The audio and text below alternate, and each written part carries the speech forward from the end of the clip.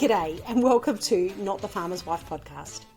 I'm CJ Steedman and I'm not the farmer's wife, I'm the farmer. I'm also a mum to MJ and OJ and a full-time off-farm worker. And like most farmers, I'm able to farm with the help of my family and my partner, who I call the handy helper. On Mojo Homestead, we grow chickens, goats, cows and bees, and we do it using regenerative agriculture and holistic management practices. If, like me, you love all things farming and homesteading, then we'd love to have you along for the ride. So let's get farming. G'day everyone and welcome to another episode of Not the Farmer's Wife. Probably the second last episode, I want to say, of this podcast series, and then there's going to be some changes, so stay tuned. That some of you would already be aware that I am changing the name of the podcast, so don't be surprised if the logo changes where you download. Be shocked when it happens. It's a couple of weeks away, only because I need to get my shit together, and I haven't got my shit together yet. Just me on my own today. The handy helper is at work, working hard, doing his shift work job. So I am home recording and I have a sick kid in the background. So if I have to pause and go deal with the child, you'll have to excuse me. I'll try and do it quickly and quietly with as little interruption as possible. Anyway, episode 107 this week. We are still talking chickens, all things chickens. And it can relate to laying flock or meat flock, but predominantly this would be more a concern for your layers. We are talking all-weather hens. And the reason I wanted to go over it was because when I've had a look at my podcast downloads, those people that are listening to this podcast all the time, I have noticed that we have people from all around the world. And when I say all around the world, I mean North Canada, all the way down to South Africa. Southern South Africa? South Africa. It sounded like a mouthful. South America, South Africa. We've got people up in the Northern European states listening, in Germany.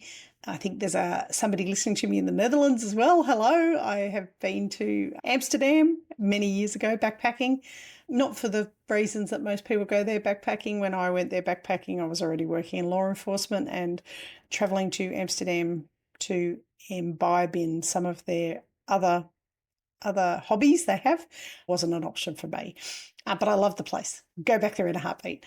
I loved the hot chips. I'm still on carnivore at the moment, so no potatoes for me. But one thing I did love about Amsterdam was there was a place where you could get hot chips through like a hole in the wall, and they would put ketchup and mayonnaise on the chips. Now, I have been a mayonnaise on chips person pretty much my entire life. I don't know how people don't like mayonnaise on chips. So when I found this place, it was like, oh my God, maybe I was Dutch in a past life or something. I don't know. Anyway, we are talking all-weather hens because I have people that are listening to this podcast who live all around the globe and in all kinds of weather conditions. So this will apply whether you are in stone cold Canada, and I can't imagine what your winters are like up there, because I don't think there's a single area of Canada where it does not get covered in snow through winter. Here in Australia, everybody makes the assumption about Australia that we are this beautiful sunny land and we never have cold weather and there's no freezing winters here. And let me tell you, a few years back, when I was still a single mum, we had an au pair come and live with us, and it was a male au pair. We had a male au pair because he was predominantly looking after OJ. MJ was already at school at that point, and he was from Southern California or Southeast California, so over the other side of the hills.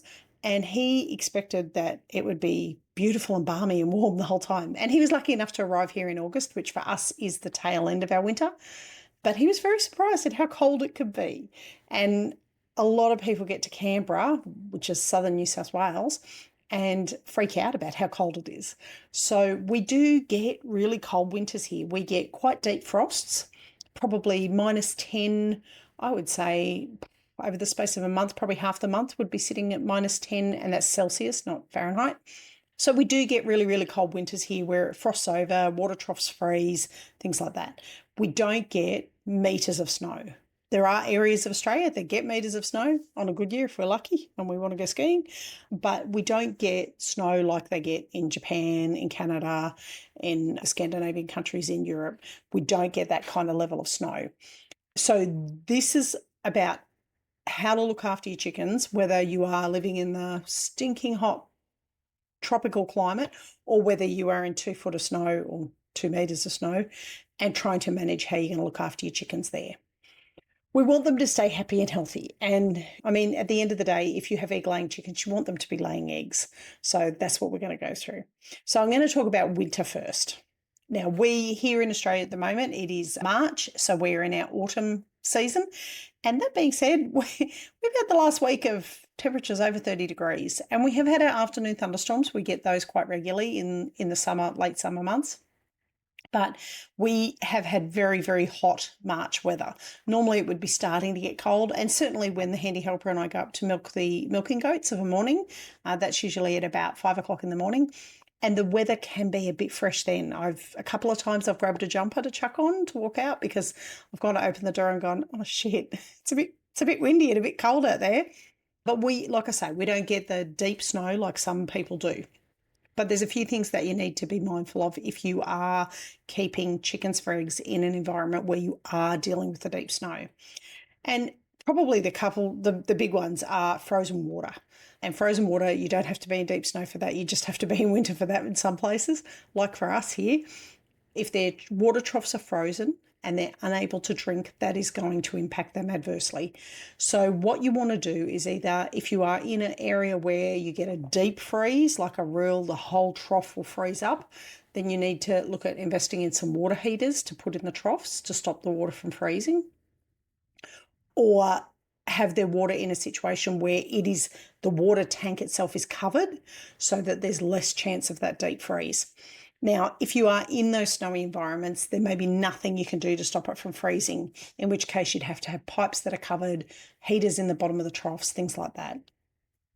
Another one that you may have to worry about with chickens is frostbite.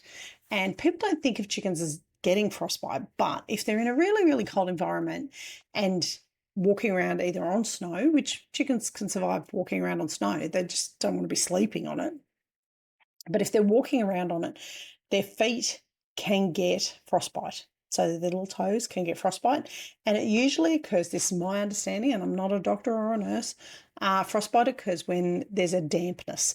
So if their feet are wet and cold, the chances of them getting frostbite is much, much higher. So that means you want a draft-free, moisture-free coop for them during those kind of months. And you want an area where they can be, where their feet are not going to be in cold, damp situations. And I'm going to say that word that everybody hates. If their feet are moist all the time, they're more likely to get frostbite. So you really want to watch for that. And I've not seen frostbite in a chicken, touch wood, thank God. But I would be looking at feet that are swollen, that are puffy. If they're looking like they're struggling to walk properly or they can't hang onto a perch properly, then you probably need to go and have a closer look. Also swelling in their feet. Oh, swelling in their feet could be a sign that there is something going wrong with their feet that you also need to have a look at. And loss of circulation would be another one. If the colour is not, when you press on it, the colour's not coming back, things like that, then that would be a sign that there's something wrong. Also, their combs and their wattles can also get a touch of frostbite on them. So that's something that you need to look for to see if the colour, if they're still red, if they've still got that good pinky tinge to it. If it's starting to go a bit discoloured, bluish, or grey, then that's probably a bad sign. That probably means the chicken's too cold and not able to warm itself back up. So ventilation, we talked about, is a real big thing. You want to avoid drafts, but they still need airflow. One of the things that you can use if you're worried about your chickens having problems with their feet in those really cold environments is petroleum jelly. Smearing petroleum jelly over the skin will help kind of keep the moisture out away from the skin, but at the same time put a coating over it so it's not just bare skin copping the brunt of the cold. And roosting. Now, I had a quick look at this, providing nice, good-sized roosting bars that the chickens will actually go and sit on during the day, not just during the night, so that they can get up off the cold ground. Now, you might think that if they're up, then they'll be colder rather than close to the ground, but if they're right on cold, icy ground, that's not going to be good for them. If they're up on a roost, they're more likely to sit together with other chickens, and they can give off a bit of body warmth to each other, which makes it a bit more comfortable for them. Now, obviously, if you can provide a coop that is insulated or has a cover over the roof that prevents some of the cold leaching out of the coop, then that's going to be beneficial if you're in a snowy area. I have seen people wrap blankets and things around the back of their coops to try and stop the drafts coming through little cracks or splits in the coop, but also to try and insulate it to a degree. Always happens. I start recording and I get the yawns. I don't know why. Probably because it's late in the afternoon and I've already done a million things today and only had 5 hours sleep last night. So being able to wrap the coop and try and insulate it to a degree is going to help the girls not get to a point where they really can't cope. Obviously, and it's just happened just recently here in Australia, we had Cyclone Alfred decide to make an appearance on the Gold Coast. He came, went, didn't arrive. There's a million adult jokes I can make about that. But anyway, the cyclone was due to land and people up there were getting their chickens, bringing them inside and actually setting up coops in their showers. So in the basin recess of their shower, they were putting sawdust down and putting a nesting box in the corner and a roost leaning on a lean-to and putting their food and water in there so that they would be safe when the cyclone did hit. Now, the cyclone never really hit. It turned into a tropical low before it hit land. And so a lot of people probably took those precautions and didn't need to. But smart way of doing it. You can keep them contained in the shower area. You can kind of keep the smell contained. If you've got a exhaust fan in your bathroom, you can always put the exhaust fan on to try and clear the air a bit. But it's a good way to keep them contained and safe. But definitely, if you are in a colder climate, I think it's one of those things where you need to prep for it in advance. And we certainly do here. We know coming into winter, there's some things that we need to do for our shed. And we've looked at lining it, and we're not going to line it, but we might insulate the roof of the shed this winter just to see if it helps the girls. And not that we have any major health issues with them, but just to see if it helps the girls kind of have a bit more of a relaxed winter where their bodies aren't kind of stressed as much. And we'll talk about nutrition in a little while. But during winter, it does put a bit more strain on their body because they have to keep their warmth up. They have to keep things moving and going. We did speak about freezing water. Obviously, that is one of the real juggles. So heated water, and I've seen them over in the States. You guys have awesome ones. They're like a little electric kettle heater. Basically like the bulb that's the coil that sits in the bottom of an old-fashioned kettle.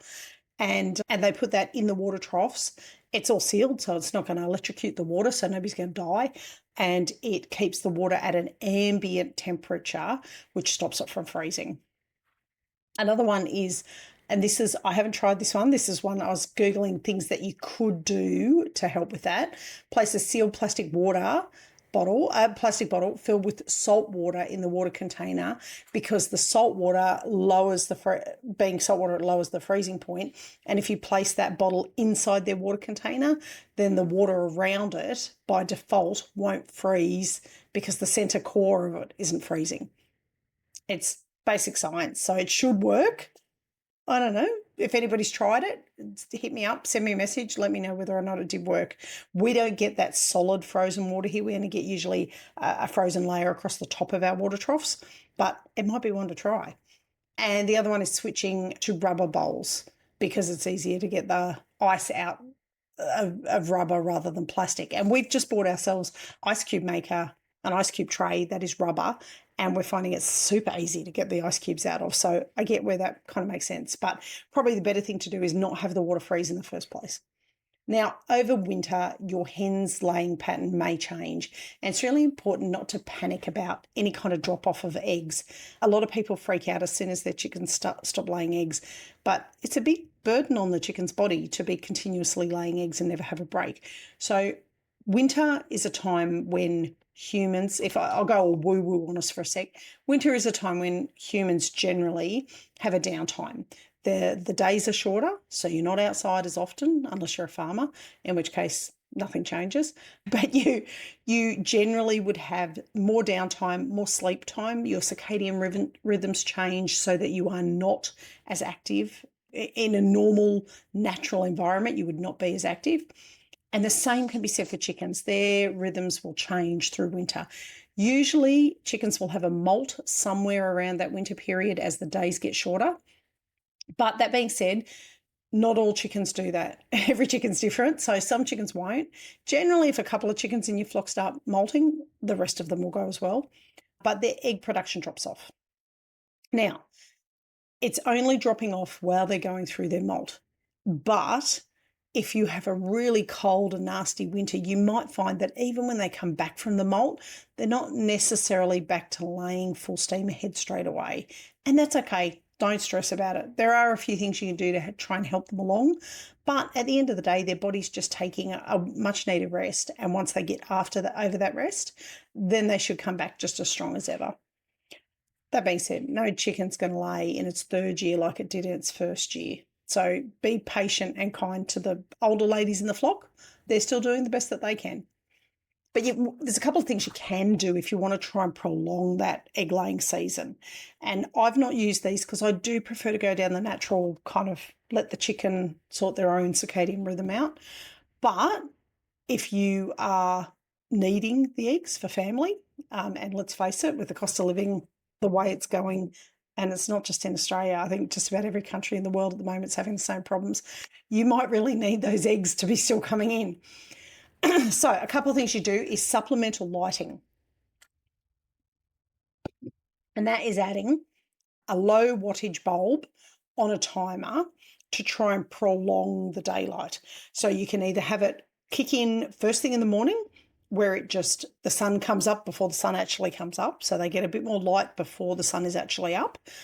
And you can have it kick in the afternoon where normally if it's getting dark around 4 or 5 o'clock, you could have a light in the coop that is prolonging those daylight hours, maybe another hour or two, to try and trick them into thinking that it's not quite winter yet. It does work. Battery hens, cage birds that for years when they did the factory farming with chicken eggs, and countries that still do that, they use supplemental lighting all year round. So they ensure that their birds are having 12 hours of sunlight all the time, bare minimum 12 hours. I've heard of horror stories of cage birds having up to 18 hours a day of supplemented light in order to try and promote that cycle of laying more eggs. Another thing you can do is a higher protein feed or a higher fat feed. So this is one time where scratch mix could come in handy if your chickens are really struggling with getting past that molting period and they're not back laying, or they seem to have gone off their food a bit and they're not laying and they look a bit like they've lost a bit of weight. High protein food. And when I say high protein, remember I've said previously on this podcast that there are studies that show that anything over 21% is just a waste of money. It will not change the laying cycle. But make sure that they are on a good 18, 19% protein layer pellet.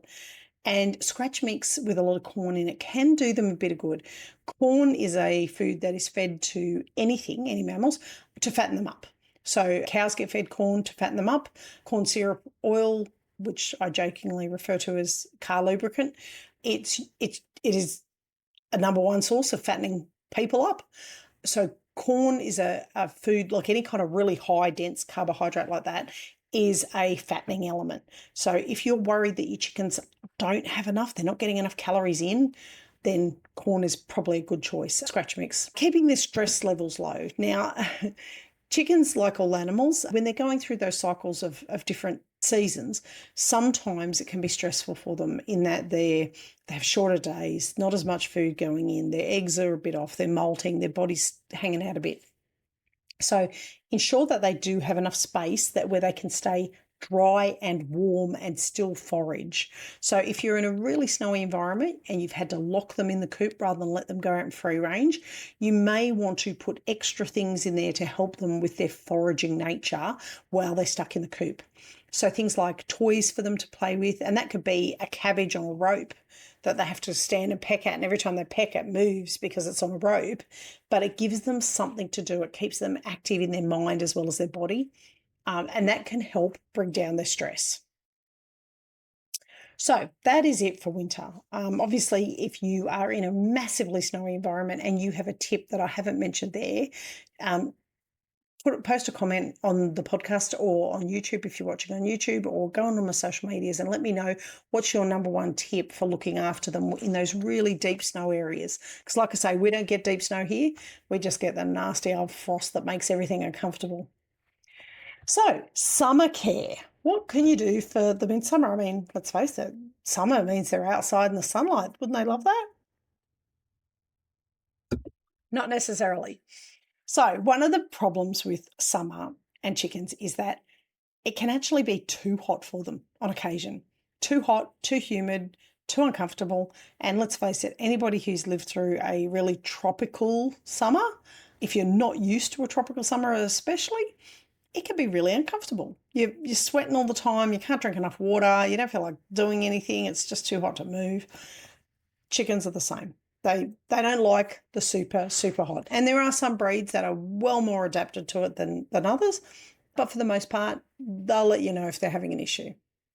So the main things you have to worry about in summer is stress, dehydration, and potentially death from overheating. That being said, that sounds so scary and so like ominous, and that I've not had one, well, not that I'm aware of, die from heat exhaustion. But a couple of things to watch for as far as heat stress goes. Panting or open mouth breathing. So if they've got their beak open and they're panting, that's probably they're too hot. Holding their wings away from their body. You'll see them kind of fluff up if they're unwell. We talked about last week with happy, healthy hens.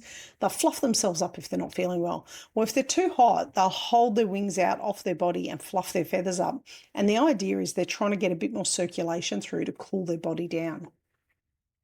If they're particularly lethargic, so where they would normally be a bit more active and walking around if they're free ranging, if they're very lethargic and they just seem to be sitting the whole time, that may be an indicator that you need to watch out for something.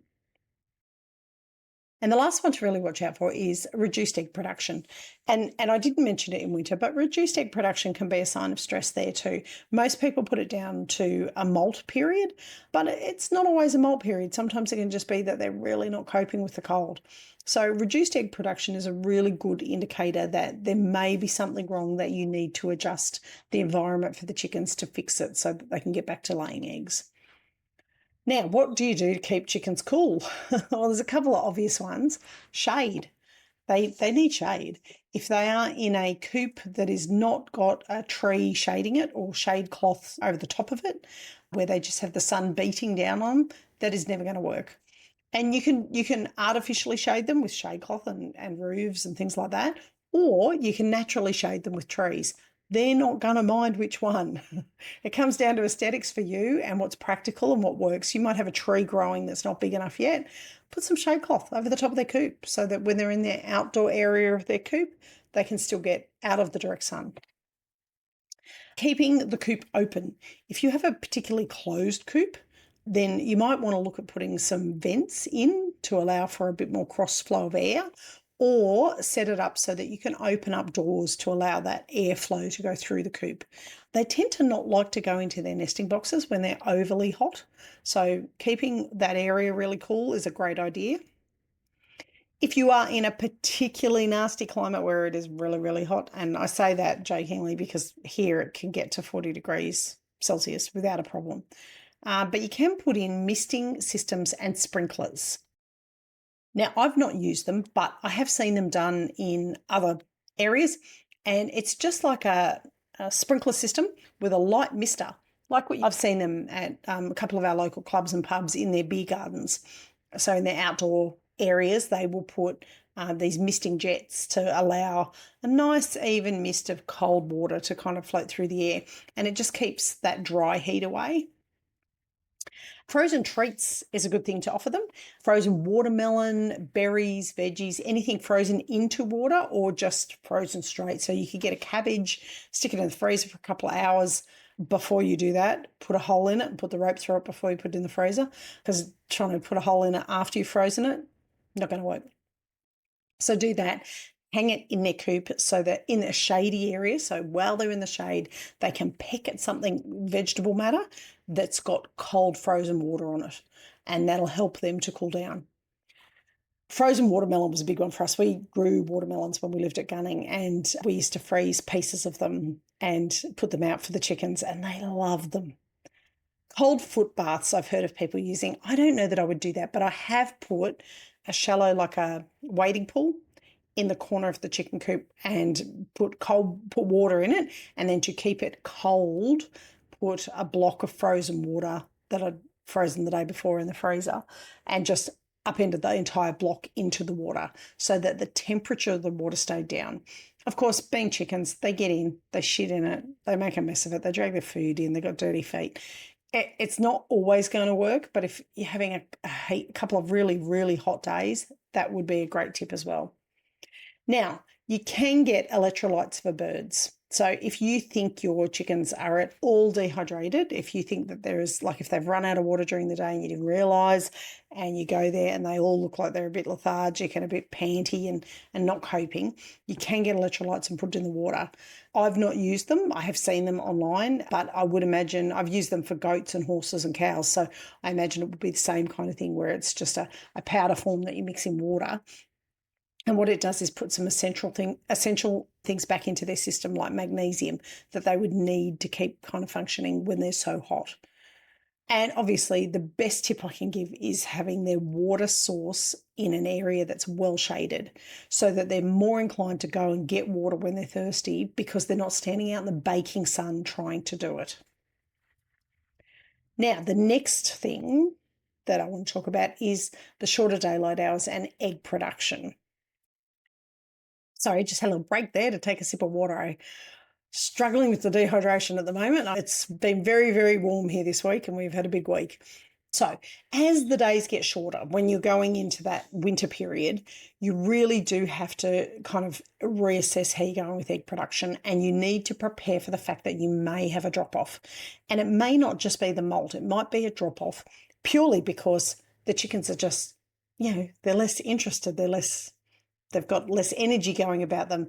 The daylight hours have hit their circadian rhythm, and their circadian rhythm is telling them it's now winter. They don't need to lay as many eggs.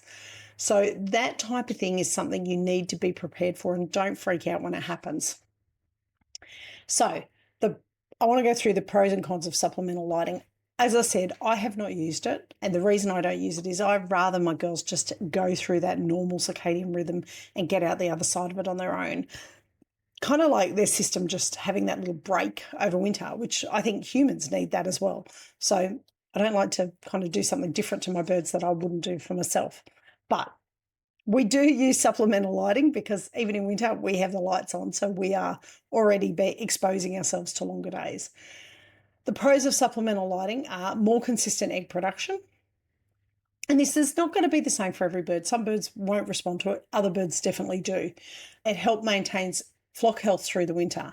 Now, I've heard that anecdotally, yeah, I've heard it said, but I'm not sure what they mean, whether they mean that because the birds are staying active, that they're healthier in some way. But yeah, that certainly the commercial egg producers will say that it helps them stay healthier. And it stops hens from going into a full molt. Now, I have to be honest here. I have never seen anybody successfully stop chickens having a molt when they've tried, like when they're due to go into their molt. I've seen chickens have lesser of a molt from having extra supplemented things done, but they still all go through a little bit of a molt.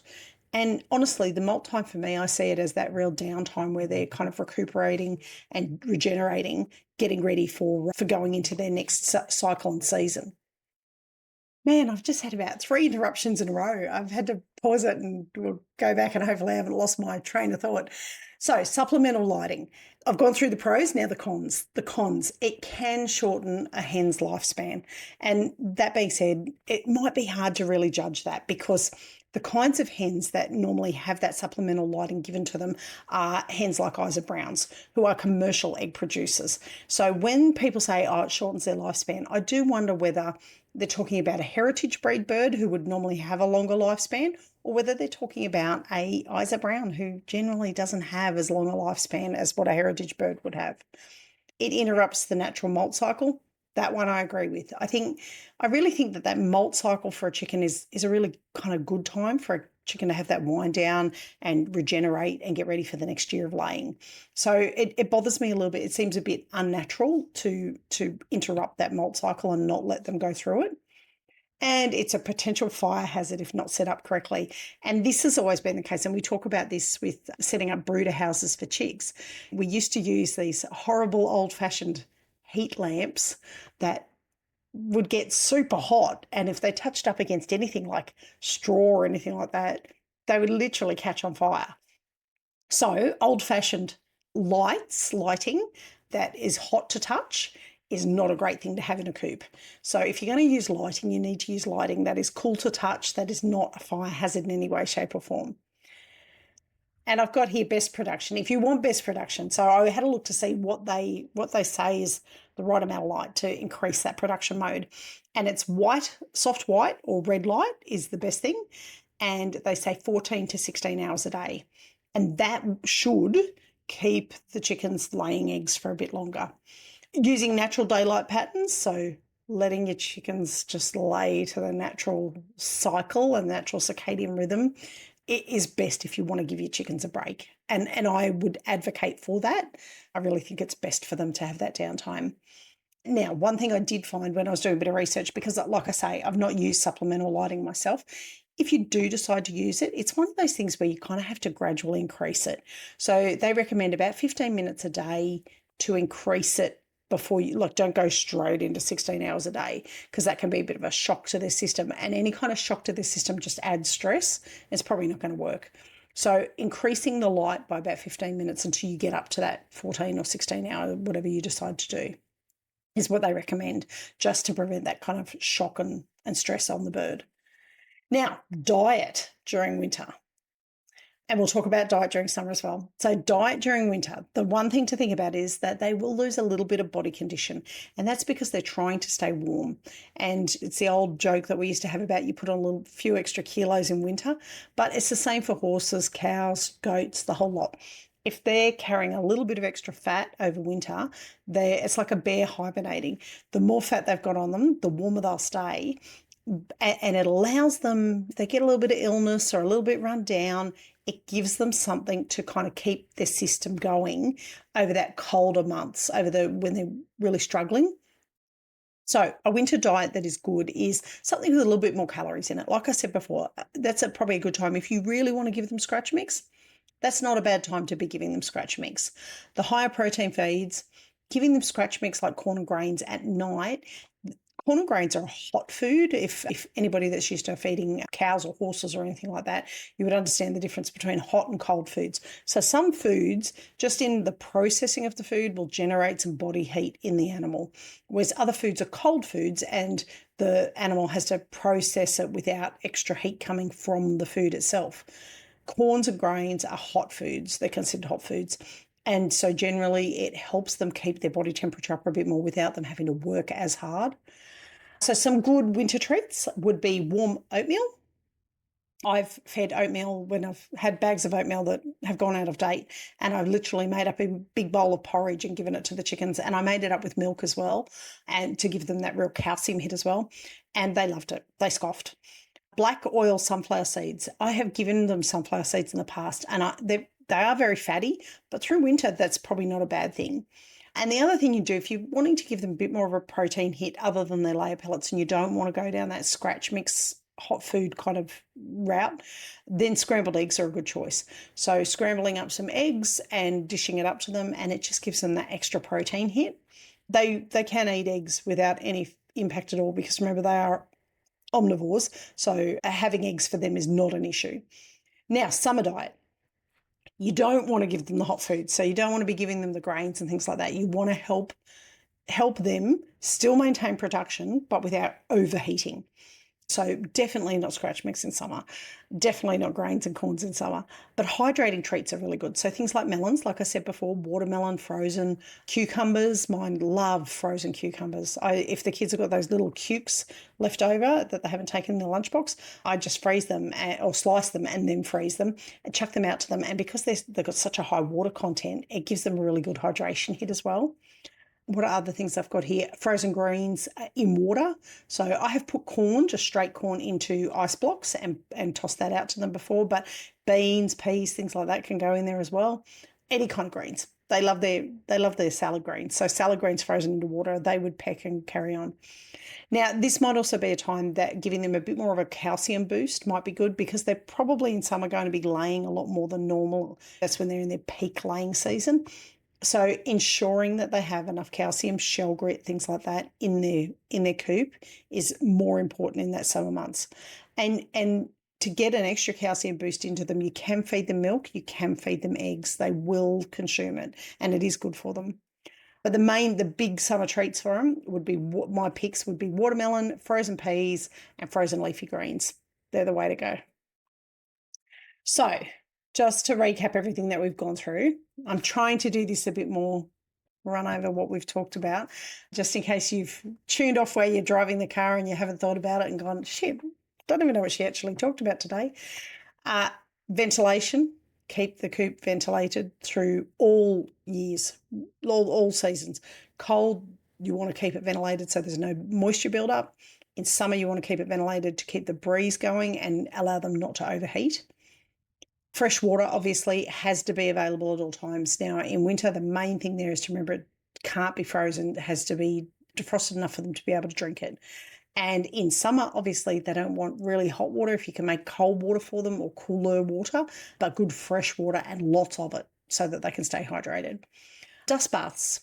We didn't talk about it, but dust baths, if you have a very snowy environment, maybe try and get a dust bath that you can put inside the coop, so that even if they're not going out of their coop area when it's really deep snow, they still have a dust bath. When they're all cooped up together like that, there's more chance you're going to get external parasites. So having a dust bath for them to really give themselves a good clean is great. And then adjust the feed according to your weather conditions. So when we've got a really cold periods, maybe up the fat content a little bit. In summer, maybe up the water content of vegetables and things that you're giving them. So they're having a much higher ratio of vegetables that have a high water content. And the big thing is keep an eye on their behaviour. If you see your birds looking a bit stressed, remember, always isolate a bird if you think it's sick rather than leaving it in the coop with the others. But have a look and see. Offer it some scratch mix and see. It might scoff it. And if it scoffs it, there's a good chance it was after something. But keep an eye on them and check their feet and check them. And really, if you're looking at them every day, morning and night, hopefully, anything that's going to come up, you're going to notice it before it gets there. Now, so that was all weather chickens. And the next one that we're talking about next week, I am going to discuss getting new chickens into your existing flock, which can sometimes be a bit of an issue. I have discussed the pecking order before, but we'll probably go into it in a bit more detail. Everybody has that one bully hen, or that one hen that just wants to bash everybody else up. And it's normal. Don't feel bad. Don't hate on her for that. That's just how the pecking order works. But we'll talk about that next week. Don't forget, if you are listening to this, please subscribe to it. And I would absolutely love it if you leave a review. I am trying to build my podcast audience at the moment, and the only way that kind of gets out to people on the podcast systems is when reviews are left. Spotify and Apple tend to push your podcast to the front to offer it to other people to listen to. So please, if you have an opportunity to review, whack a review on there.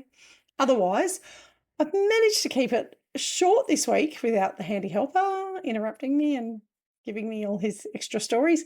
Hopefully he will be back for the next one. He loves talking about the pecking order because he is amazed by it every time we see it kind of kicking into gear. And don't forget, the book, Step-by-Step Guide to Raising Chickens for Meat, is already available on Kindle and on Amazon if you want to go and check it out. The links will be in the show notes. And the Step-by-Step Guide to Raising Chickens for Eggs should be out real soon. I'm nearly done. I'm trying to work my ass off.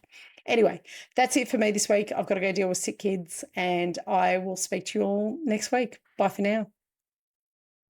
Thank you so much for listening. From all of us at Mojo Homestead, we really hope you've enjoyed this episode. If you did, I ask just one small favour. Please subscribe and leave a review. Reviews help small podcasts like mine be more visible, so more people will know about us and be able to listen in. And don't forget to head over www.mojohomestead.net/launch and check out our freebies. We love helping families start their homesteading journey. Remember, life's too short for store-bought eggs.